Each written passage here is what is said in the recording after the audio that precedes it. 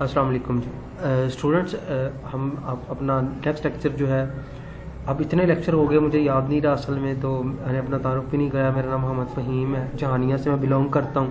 ठीक है, तो कोशिश कर रहा हूँ कि आप लोगों के लिए कुछ मुफीद मवाद जो है वो इंशाल्लाह प्रोवाइड किया जाए। नेक्स्ट आने वाले लेक्चर में भी आगे भी कुछ लैंग्वेजेस को सिखाऊँ। ठीक है, अब यहाँ पर हम ना एग्जाम्पल पर एग्जाम्पल हमने थोड़ी सी देख ली थी। ठीक है, हम फर्दर चलते हैं।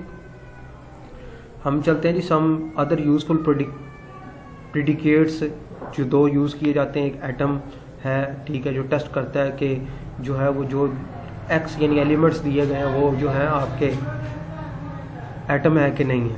और लिस्ट पी है एक, और ये टेस्ट करता है कि ये लिस्ट है कि नहीं है। आल्सो नंबर भी है, सिंबल पी भी है, और नल भी can be use to test operand is a number, symbol और नल वैल्यू।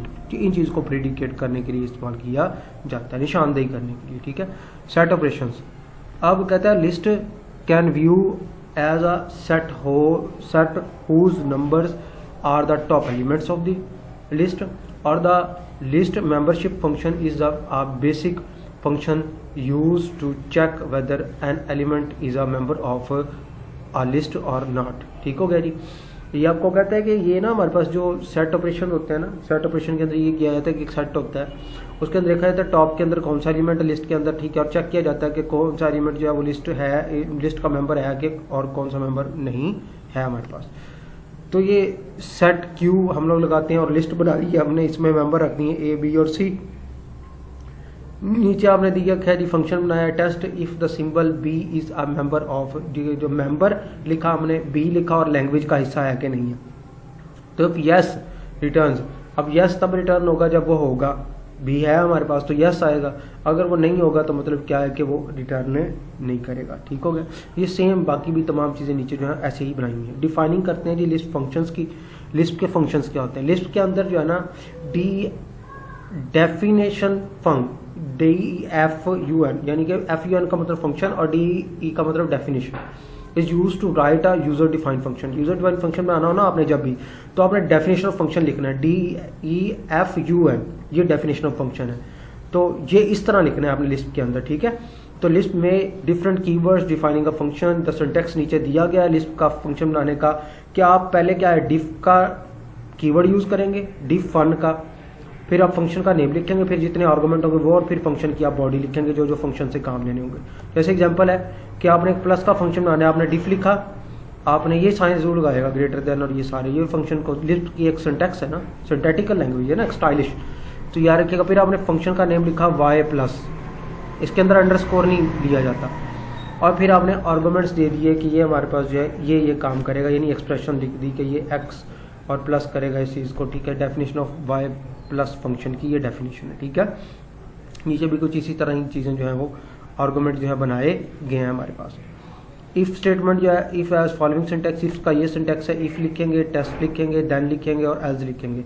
इफ लिखेंगे टेस्ट होगी और देन लिखेंगे फिर एल्स चलेगी हमारे पास। जैसे कि आप सेट करते हैं जी, क्वेश्चन है जी आपका सेट क्वेश्चन कि स्कोर अगर 78 है, ठीक है, तो ये हमारे पास, तो इफ हमारे पास आपने 78 स्कोर रख लिया और आपने देखा कि ये जो 78 है स्कोर यानी कि वो 85 से हाई है, तो आपने यहाँ पे इफ लगाई, फिर कंडीशन चेक की हमारे पास, अगर हाई होगा तो वो हाई शो करवाएगा, अगर नहीं होगा, ठीक है, उससे कम होगा तो वो मीडियम शो करवाएगा, अगर ये लास्ट वाली कंडीशन ट्रू हो जाती है तो वो लो शो करवाएगा हमारे पास। Clear ji.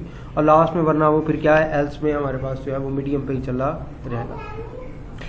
इफ स्टेटमेंट जो है, then part contains high and else part, if एक और स्टेटमेंट है, फिर उसके अंदर ये नेस्टेड इफ यूज हो रही है हमारे पास, उसके अंदर फिर और स्टेटमेंट है हमारे पास। ठीक है, अब जी हमारे पास काउंट स्टेटमेंट क्या होती है? The count statement is list like switch statement. अब C++ के अंदर आप स्विच यूज करते थे या आप काउंट यूज करेंगे, याद रखिएगा। ठीक है, अब ये सेम स्विच की तरह काम करती है। ठीक है, और स्लाइड इसकी डिफरेंस है, इसके अंदर केस यूज क्लॉज, यहाँ पे हम लोग ईच केस यूज क्लॉज यहाँ पे नीचे आपको नजर आ रहा होगा। आपने क्या करना है जी,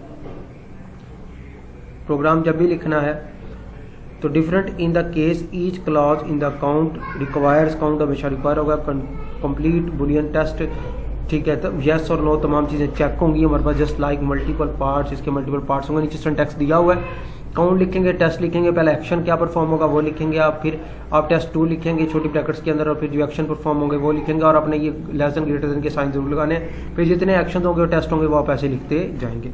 अब ये देखिए आपने सेट किया, आपने कहा कि ये ऑपरेशन जो है एक परफॉर्म होना है एरिया का, और उसकी लोअर वैल्यू 100 है, और जो लेंथ है उसकी 100 है, और विड्थ जो है उसकी वो 50 है।